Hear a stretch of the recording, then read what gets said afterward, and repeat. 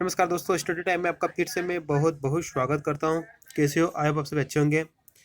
और आज हम बात करेंगे, आपकी कुछ कमेंट्स थी, उन्हीं कमेंट्सों को हम ले रहे हैं, तो आप वीडियो को अंत तक जरूर देखिए। देखिए दोस्तों, आपकी दो कमेंट्स आ रही हो, कॉमन कमेंट्स हैं, तो बार बार रिप्लाई करने के बजाय अगर उस पर एक वीडियो बना दिया जाता है तो सबको फ़ायदा उसका मिल जाता है। ठीक है, सबसे पहली बात, एक कमेंट बार बार पूछी आ रही है कि सर ये सब तो होता रहेगा, न्यूज़ यूज़ तो डेली आती रहेगी, ज्वाइनिंग हमारी कब तक हो सकती है? सबसे बड़ा सवाल उन्होंने ये पूछा कि हमारी ज्वाइनिंग कब तक हो सकती है। सबसे बड़ा सवाल यही था।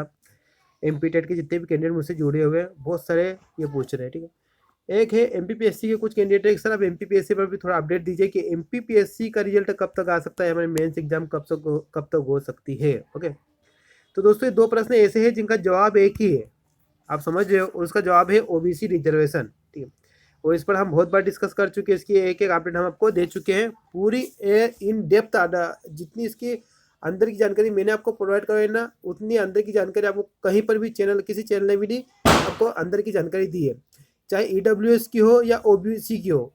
ठीक है, अंदर तक हमने छानबीन के अंदर तक की, और आपको एक एक फैक्ट मैंने वीडियो में बता दिए कि क्या प्रॉब्लम है, क्या प्रॉब्लम नहीं है। ठीक है, हाँ ये बात अलग है कि किसी को बुरा लगता है, किसी को नहीं लगता है, तो ये दोस्तों आप पर डिपेंड करता है। मेरा काम है फैक्ट रखना, मैं फैक्ट ईमानदारी से रख रहा हूँ।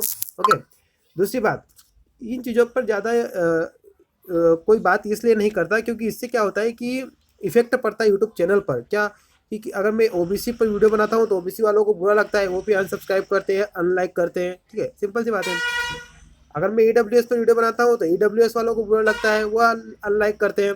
तो मैं व्यूज़ और अनलाइक और सब्सक्राइब के चक्कर में वीडियो नहीं बनाता, मेरी ये पुरानी आदत है। मुझे जो लगता है फैक्ट है, ये आपको पता होना चाहिए क्योंकि आप उस केस से जुड़े हुए हो। अगर आप किसी केस से जुड़े हुए हो तो उस केस के आपको एक एक पॉइंट पता होना चाहिए। ठीक है, अब वो आपको बुरा लगे या अच्छा लगे वो बात अलग है। अगर आपको बुरा लगेगा भी तब क्या कर लोगे दोस्तों? कुछ नहीं कर सकते, जो होगा हाई कोर्ट में होगा, सिंपल सी बात है। तो इस चीज़ को समझिए। और ठीक है, चले तो हम बात करेंगे आपके ज्वाइनिंग को लेकर और एमपीपीएससी रिजल्टों को लेकर। देखिए दोस्तों, अगर एमपीपीएससी की रिजल्ट है तो वो पूरा डिपेंड करता है ओबीसी सुनवाई पर। ओके, लेकिन यहाँ पर जो कंडीशन बन रही है वो कंडीशन सोचिए, अभी आपका चल रहा है नवंबर, तो आपका जो भी होगा वो होगा जनवरी के बाद ही होगा। ठीक है, जो भी प्रोसेस होगी वो होगी जनवरी के बाद ही होगी। अब इस पर हम थोड़ा अंदर जाके थोड़ी बात कर लेते हैं कि इन डेप्थ हम जाके बात करते हैं कि क्या प्रॉब्लम आ सकती है इन फ्यूचर में और क्या सुविधा मिल सकती है आपको। ठीक है, सबसे पहली बात तो अब इसकी आखिरी सुनवाई माना जा रहा है कि अब आखिरी सुनवाई है, अब हो भी सकती है, अब उपचुनाव नहीं है, सिंपल सी बात है। ठीक है दोस्तों, चैनल को वीडियो को एंड तक देखिएगा। ओके, ये आखिरी सुनवाई है ना। तो यहाँ पे क्या होगा, जो भी फैसला आएगा, दो फैसले दो ही आ सकते हैं। कौन कौन से? या तो गवर्नमेंट जीतेगी, मतलब 27%, या तो गवर्नमेंट हारेगी 14%। ये दो फैसले आएंगे।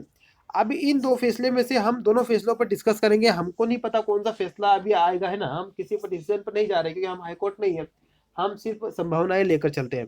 पहला फैसला, अगर पहला हम ये मान के चलते हैं गवर्नमेंट हारी तो ओबीसी का रिजर्वेशन कितना हो जाएगा?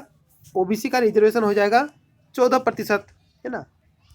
देखिए, ओबीसी के जितने भाई बहन है, बुरा मत मानना, ये मैं सिर्फ बता रहा हूँ, संभावना है ना। अगर जैसे ही 14% होगा तो आपको पता होना चाहिए कि जो आपकी ये मेरिट लिस्ट बनी हुई है, ओके, ये जो मेरिट लिस्ट बनी हुई है 27% के हिसाब से बनी हुई है। किस प्रतिशत के हिसाब से? 27। ठीक है, तो जैसे ही अगर 14% होता है आपका रिजर्वेशन, तो ये मेरिट लिस्ट पूरी चेंज होगी। ओके, पूरी मेरिट लिस्ट चेंज होगी दोस्तों, और फिर नए कैंडिडेट जुड़ेंगे। ओके, और नए कैंडिडेट जुड़ेंगे तो फिर उनको भी टाइम मिलेगा काउंसलिंग करने का, तो यहाँ पर फिर देरी हो सकती है। ओके, एक तो यह संभावना बनती है। दूसरी बात यह है कि अगर ओबीसी रिजर्वेशन कम होता है तो उसके पहले एक पॉइंट और है, मैं आपको डिस्कशन करना भूल गया। जैसे ही अगर ये गवर्नमेंट केस हारती है तो इसका जजमेंट आएगा। ओके, और ये जजमेंट पहले कहा जाएगा गवर्नमेंट सरकार के पास जाएगा। क्या होता है, गवर्नमेंट सरकार के पास जाता है, कोई भी फैसला होता है, गवर्नमेंट सरकार तत्काल में इम्प्लीमेंट नहीं करती।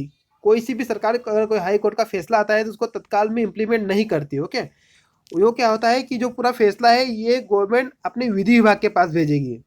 उनका एक विधि विभाग होता है, वहाँ पर बड़े बड़े वकील होते हैं। अब विधि विभाग इस पर चर्चा करेगा कि इसको इम्प्लीमेंट करे या फिर आगे चुनौती दे।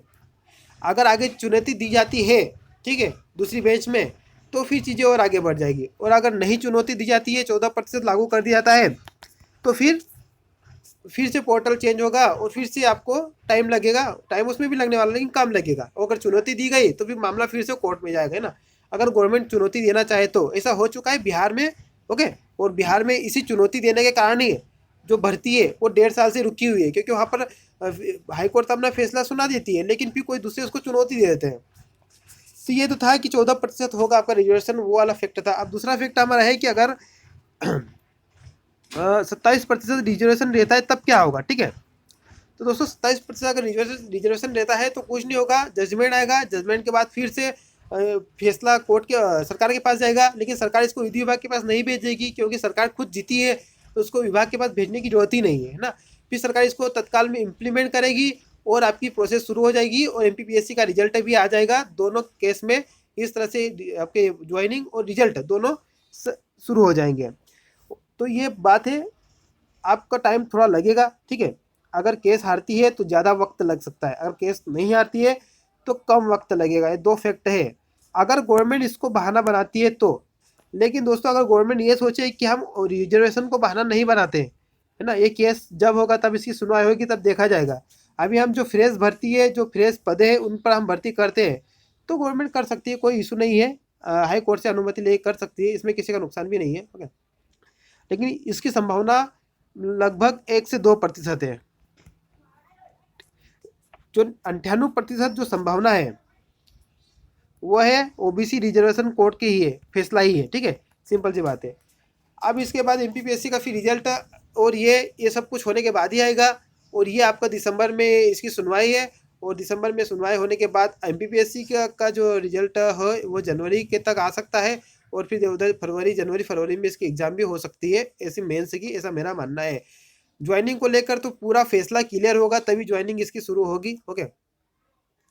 तो चलिए मिलते हैं नेक्स्ट वीडियो में दोस्तों, तब तक के लिए जय हिंद जय भारत। अगर आपको चीज़ें समझ में आए तो मुझे कमेंट करके जरूर बताइए, और अगर नहीं समझ में आए तो भी कमेंट करिए। सर हमें पॉइंट समझ में नहीं आए तो मैं फिर कुछ और अलग सोचूंगा कि आपको किस तरह से चीज़ों को आपके सामने रखा जाए ताकि आपको सब कुछ फैक्ट समझ में आ जाए। तो धन्यवाद, मिलते हैं नेक्स्ट वीडियो में, तब तक के लिए जय हिंद जय भारत। और दोस्तों एक बात और है, अगर मैं ओबीसी और ईडब्ल्यूएस का अगर कोई सब मैं वीडियो अपलोड करता हूँ तो आप आपस में ना लड़िए, आपसे रिक्वेस्ट है। देखिए यार, एक सिंपल सी बात सोचिए, आप अगर आपस में लड़ रहे हो तो उससे फ़ायदा किसी को नहीं होगा, आप फालतू में अपनी एनर्जी वेस्ट कर रहे हो, ठीक है। अगर आपको रियल में लड़ना है तो कोर्ट में केस लगे हुए हैं, जाइए वहाँ पर अपने तथ्य रखिए वकीलों के सामने, आपके पास इतने ही मजबूत तथ्य है, ठीक है। ईडब्ल्यूएस वाले हो चाहे ओबीसी वाले हो, वो कमेंट में इतने मजबूती से कमेंट करते हैं जैसे कि उनको 100% तथ्य पता है।